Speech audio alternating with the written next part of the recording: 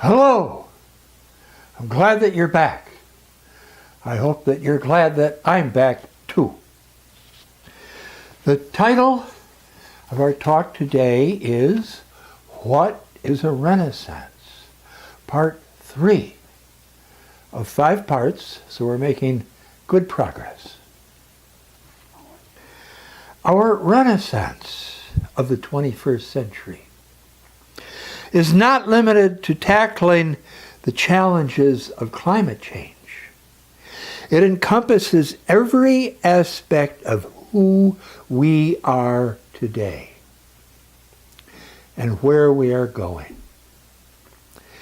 As we address the evils of the 20th century, the poverty, pollution, plundering, racism, and war,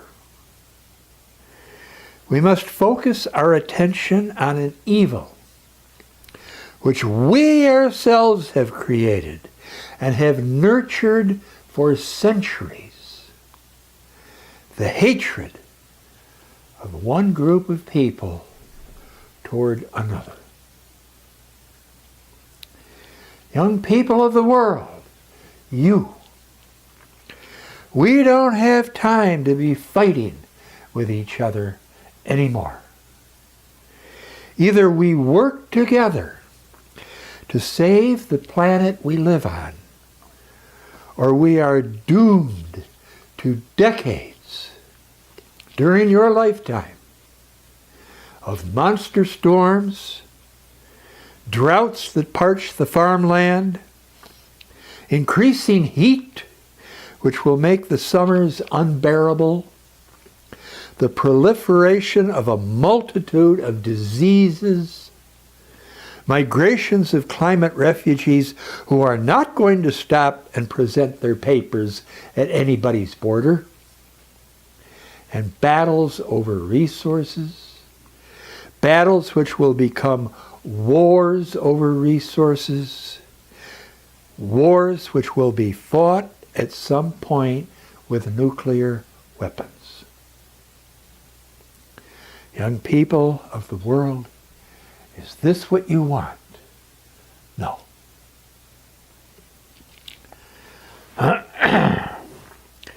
So we need to take a long, hard look at the racism which poisons our lives today. It is a form of slow motion suicide. Perhaps we could ask the sun and the wind for a bit of help.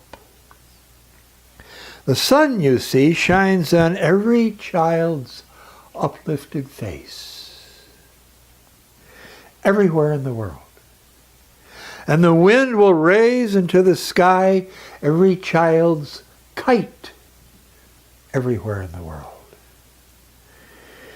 If you visit a clean energy company, such as the Vestas Wind Systems Company, Vestas, V-E-S-T-A-S, in Denmark, and you take a tour of the headquarters, the research labs, and the factories where the enormous blades are built, blades 50, 60, 75 meters long, and the factories where the nacelles, those big housings at the top of the wind turbine, factories where the nacelles containing gears and generators are assembled. Who do you see working in all of these places? Men and women from around the world. From every possible cultural and racial background, all of them with high levels of education, and all of them absolutely devoted to producing magnificent machines which will harness the wind. If you have lunch in the Vestas cafeteria, you will find much more. You will find much more than hamburgers and French fries. You can fill your plate with different foods from different countries so that you have a choice of home cooking, wherever home might be, India, China, Russia, South America, home cooking. Or you can eat for your lunch something absolutely exotic.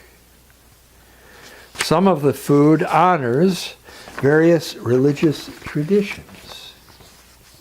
Seated around the tables are people who are both colleagues and friends, discussing engineering problems and discussing how their children are doing in the local kindergarten. After lunch, everyone goes back to work. Another example. For several hundred years, the people of Northern Ireland battled with the people of Southern Ireland. The orange and the green, the Protestants and the Catholics. The kids grew up throwing bricks at the kids on the other side. Belfast was once a shipbuilding city. The Titanic was built in Belfast by hundreds of workers who never imagined that their unsinkable ship would collide with a giant iceberg in the middle of a misty night. But then shipbuilding moved to Asia, and the great European shipyards shut down, putting a large number of people out of work. But then came along the clean energy renaissance, which built first onshore wind turbines, and then offshore wind turbines, and then offshore floating wind turbines. The island of Ireland is blessed with strong and steady winds from the North Atlantic Ocean. The winds do not care about north and south, about orange or green. And the workers of Dublin, and thus today, the workers of Belfast are back at their jobs building wind turbines, offshore, out in the sea, wind turbines. And the workers of Dublin, just down the coast of the island of Ireland, are also at their jobs building wind turbines. Folks in offices up in Belfast telephone to folks in offices down in Dublin asking about generator components, asking about the aviation lights atop the turbines that blink in the night so that planes can see them. Belfast telephones down to Dublin. Do you have any spares? We need a couple of dozen. And the kids of Ireland now grow up attending schools which prepare them to work in a young and rapidly growing industry. They will work with colleagues from around the world. Their jobs, their careers, give them an important purpose in their lives. They are building a better world. Much better than throwing bricks.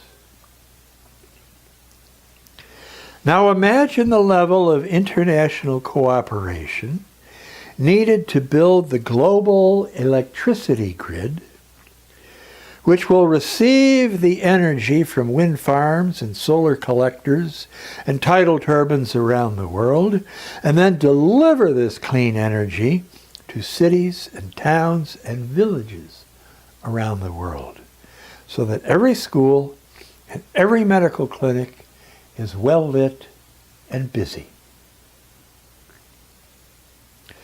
Does it really matter that your colleagues working on this unprecedented grid, this web of energy and expertise and friendship, does it really matter that your colleagues are Catholic or Protestant or Jewish or Muslim or Hindu or none of the above?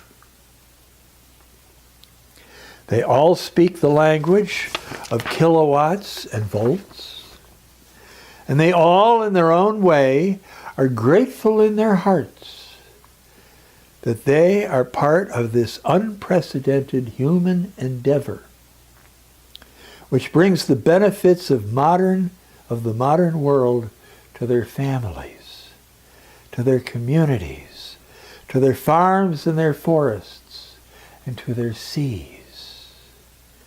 Together, they are building the Renaissance of the 21st century. Together, they are building the prosperity and the democracy and the peace. Thank you.